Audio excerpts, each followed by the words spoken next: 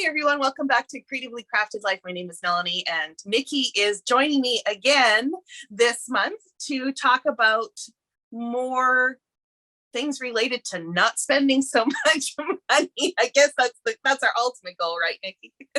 Right. So we know that International Scrapbook Day is coming up. However, there are people who still don't really want to spend that much money. And so we want to talk about some free resources. And then on Wednesday, we're going to talk about the actual sales that do come up with International Scrapbook Days. So you have a few ideas as to where to shop, and I have a few strategies that I'm going to use to not shop. So for those of you that are listening and are not yet subscribed to Nikki's channel, be sure to head over there because that episode will show up on her channel on Wednesday. The link is in the description below. Perfect. So it sounds like you have quite a few free resources. I think I only really have two. And so I just want to talk about those briefly. Paige Evans has a scrapbook group where she supplies weekly free cut files. And so they're on Facebook. She clicks a link and you can download them. And then the second thing that I have is isn't it like your free pretty, what was it called again, Melanie? It's free pretty little things for you. Free pretty things for you. Yeah, that's it. So they supply free scrapbooking paper. So you don't necessarily have to print it out on 12 by 12, but you can print it out on 8.5 by 11, and that's a big chunk of your 12 by 12 paper. Absolutely. And speaking of printing out, quite often that's what you're going to end up having to do with these free resources, right? Like they're going to give you some sort of digital file that you can print either as paper or digital elements. So think like die cuts, that kind of thing. So the assumption is that you have a little bit of a basic understanding of how to print digital files, but you don't have to be like a graphic designer to do most of these. For instance, some of the examples I'm going to share today, they're just JPEG files. So just like your photos. So if you know how to print a photo, you can know how to print these files. So for those of you that are a little technically challenged, don't worry. These resources can still be quite useful. And if it's in a JPEG or PNG file, you can actually move those into your silhouette and cut it out. So you don't necessarily have to fussy cut, but if you do have a little bit more tech savvy, you can download the silhouette software and print and cut if you have a silhouette. Absolutely. Speaking of which, I do have a silhouette and I haven't actually learned how to do that yet. So that may be one of those, well, it's been on my list for a while, but I don't know. I actually don't mind fussy cutting manually. So I think that's generally what I gravitate towards, but I did not know you could just drag them in. Thanks for the tip. So April, I'm focusing more on supplies and tools and techniques instead of layout process videos. So I will link the video for the silhouette drag and drop cut and print and cut options in the description. I'm definitely going to check that one out because I need all the help I can get. Okay, so let's jump into some of the resources that I have found. I only have 5 listed, but there are a ton of free options out there. One of my most favorite ways to identify them is actually to go into Pinterest, and I just type in free scrapbooking printables or something along that line. And a lot of people have done the hard work for you, right? So they give you the link and you literally just click. Now I'm going to offer a word of caution. Whenever you're accessing things on the internet, just be very careful on what you're clicking on. You don't want to click on anything that's gonna, pick up a virus or, cause some other issues down the road. So just be a little bit careful when you are clicking on some of those things. So the first type of image that I like to print or look for, and actually most of mine are focused more around images instead of paper. I have a ton of paper. And so what I'm really looking for ideally is stuff to supplement that paper. So the first thing that I like to look for are what I call stamped images to make cards and that kind of thing. So this would be an example of what I considered a stamped image. And it's basically just a floral bouquet that I've copied 4 times onto a piece of cardstock, printed it. And now I can color this however I want, cut it out, make a card. Or you could even use it as embellishments on a scrapbook page if you so desired. This particular image came from designbundles.net, and they have a ton of line art, but also a lot of like colored images that you could use as die cuts. So is that considered line art then, or is that considered a stamped image? In this case, they called it a line art, is what they called it. Some people call them stamps. Some people call them line art. They're basically the same thing as far as I can tell. Now, I'm not a graphic designer or anything like that. And some of the files, the way they come, it's easier to drag and drop on top of other images if you wanted to get fancy that way. In this case, this one here was just a plain image that I just dragged into a Word document and printed. Okay, gotcha. Yeah. So anyways, I will be making cards with these ones, I think, and there will probably be a video in the future using that so everyone can have a look-see on that kind of thing. The other thing that I like to do are junk journals. And so if you are at all involved in junk journals, you know that vintage imagery is a really big thing, and it's not always inexpensive to find those really truly vintage items. And so what I find quite often is that you can find a lot of free reproductions or copies of those vintage items. And one of the great places that I have found some of these things is called the Graphics Fairy. And what I did was I actually printed off some of these vintage floral images, and I resized these to roughly 3x4. So I can use these like a 3x4 pocket card or a journal insert, a tuck-in or something like that. Or I could also make cards out of them. I can also use them on my vintage scrapbook layouts when I document my heritage photos that I have from, the 1800s and stuff like that. So I actually have 2 sheets of those, of the images. Those are pretty. So I also found a couple different sites that have free antique icons. So one is olddesignshop.com, and that's free antiques. And then the cottagemarket.com, I have it listed as ephemera. Digital kit ephemera. And then I actually found my list of free resources. So moreprintable.treats.com has icon printables. So I think that is like if you wanted to make your own flair, cupcake topper kind of things. Oh, okay. Okay, very cool. So I will try and include a link below of all the different websites that we're noting so that you can have a look at them. And of course, if you have a resource that you guys like to use, please leave it in the comments below so we can check them out. Okay, and then the third site that I have is from actually the one Nikki mentioned earlier. It's the Free Pretty Things for You. And I found these vintage baby images. Now, I was born in 1973. And if you go back and look at some of the baby cards my mom received, this is them, right? So it's right around that era.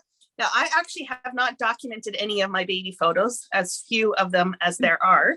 And a while ago, probably a few years ago now, Prima released a baby line, and it was a vintage baby line, and it fits right in with this. So I have some of those pieces. So I thought this kind of printable would easily expand what I have already from that Prima collection, just to kind of flesh it out a little bit more. And I would probably use these like use them like a 3x4 journal card or tuck-in or something like that, just to help document those pages. And maybe, because this is something new, it'll give me the impetus to actually start scrapbooking those pictures. I love the bubbles one. That is so stinking cute. It is adorable, just as the one that she's referring to, the little baby bath. It's adorable. They had some other ones on there too, but they lent more a little on the boyish side as opposed to girl. So if you have if you have boy photos that you want to document, they do have something similar there.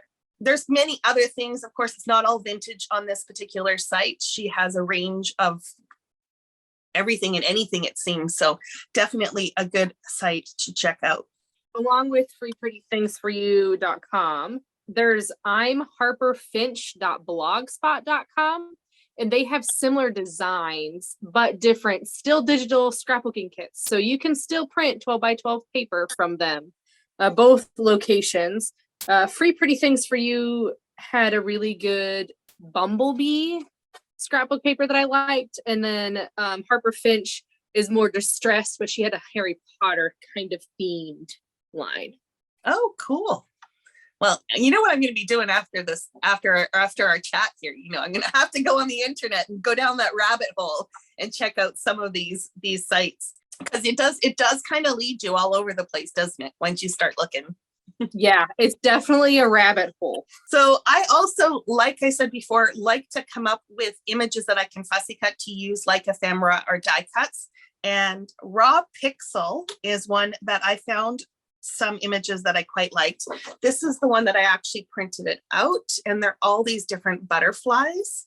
I really like the color scheme on this, and so I would totally take this as an inspiration and create a little scrapbook kit. I'm pulling different cardstock from my stash, and I probably would use this to document some of the photos that I take at like a botanical garden or something like that, is kind of where I'm leaning towards. Yeah, that blue and the red. I love that combo. It's fun, isn't it? And what's nice about actually going into these digital sites is you're seeing different designers that you don't see in the scrapbooking world. So you're going to find images that, that they just haven't made their way into scrapbooking.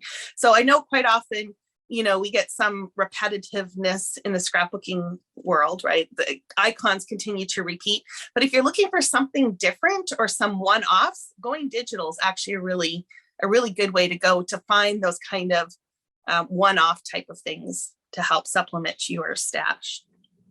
Absolutely. And what's nice is this is actually a paid, it's not free, but Sweet Shop Designs has a whole bunch of digital art designers, and you can find the specific event that you want. So if you want lacrosse, they have probably a kit for lacrosse. If you have first tooth lost, they have first tooth lost. And it's by such different designers and not the typical color palettes all the time. And they have ephemera in their kits. They've got letters in their kits. They've got paper in their kits. It's not free, but going digital does give you the opportunity to get other specific event items. Right, because they're not having to mass produce everything. It's easier to cater towards those specialty themes, isn't it? At least I would think it is from a business perspective. Absolutely, because it's up to the person who buys the kit to do whatever they want to do with it. So the other thing with Sweet Shop Designs, I believe they do offer free kits periodically. Because I know that Tracy Reed, who is a designer that has released a few different lines out with simple stories, and I think she recently just did one with Echo Park and Echo Coca Park. Vanilla. She is all over the place. That's so right. She came out with a recent free kit. If you sign up for a newsletter, you can get it that way, but it's in 3 parts. So one's in an email, one's on her website, and then the third part's on Sweet Shop Designs. Yeah. So that's another thing too, like just check out the shops, right? Like check out the different places that you normally buy your physical product from, because quite often they will have freebies as well. So not just Sweet Shop Designs, which is a digital shop, but some of these other sites offer freebies. So case in point, Scrapbooking Cards Today, which is actually a magazine, they actually have a whole bonus file section. So they quite often offer stamped images and cut files. I don't know if you're familiar with the UK magazines. If you go to Barnes and Nobles and you find any paper crafting magazines, they quite often are in a bag and they come with like freebie stamps and stuff like that. Well, if you actually go onto their website, they also have a ton of printable options as well. So something to check out. I did not know that about the magazines from the UK. That's really cool. Yeah. And quite often they will correspond with that particular issue of the magazine. So they will often have stuff that supplements whatever's in there. They actually had one not that long ago that had an Altenew die in it. And then you could go on their website and print off the colored images that coordinated with the dies. So you basically could print and then cut. That's pretty cool. That is awesome. Yeah. And then the last site that I have selected is called designbundles.net. And I specifically chose this one because of the floral images that they offer. Florals are kind of one of my go-to ephemera things, or ephemera die cut options. And so this is the particular images that I printed out. And what I like about this is it already has a bundled, but then it gives you all these individual flowers and accessories or stems and branches so that you can, you know, either supplement this or complement it on a layout. So lots of options with something like this. And that is a print and cut. If I'd ever seen one, I would never fussy cut that out. Yeah, it looks like it would be a pretty clean one to cut out. Like it's got some good solid lines. So, and I really like the color scheme on this one too. I mean, I know it's blue and pink, which is quite common, but I'm definitely going to put a kit together for this as well. So those are the 5 sites that I have had success with. So I hope everyone here, you know, at least checks them out. Maybe if nothing else, just for inspiration. That's another great thing about scrolling through all of these is that it gets those creative juices going, even if you don't actually print anything. And yeah, just don't be afraid to check, right? So if you are a subscriber to HipKit, check to see if they have free stuff. If you're a subscriber to the Scrap Gals, which I am, which is a podcast, they offer free stuff, right? So while they're paid subscriptions and you're getting something for them, don't lose out on all the other free options that are available with that subscription. Yeah, I know the Scrap Room, which is what I'm a member of, it gives you free cut file and free inspiration, and their group on Facebook is awesome. You could win free things. Like I really like my subscription so far. Yeah. Yeah. So anyways, I think that's all we have. Or did you have any more sites there hiding out on your list? I don't think so. I think we got them all. Okay. Well, I know that there are others out there, so we definitely do want those of you that are watching this to leave your favorites below. And we're also looking for topics for upcoming chit chats. So if you have any suggestions, we'd love to hear them. So leave a comment below. I think that is it for this episode. Be sure to subscribe to Nikki's channel so that you can catch our next conversation on Wednesday, when we're going to talk about International Scrapbook Day and how we're going to handle all those great sales. Until then, happy crafting.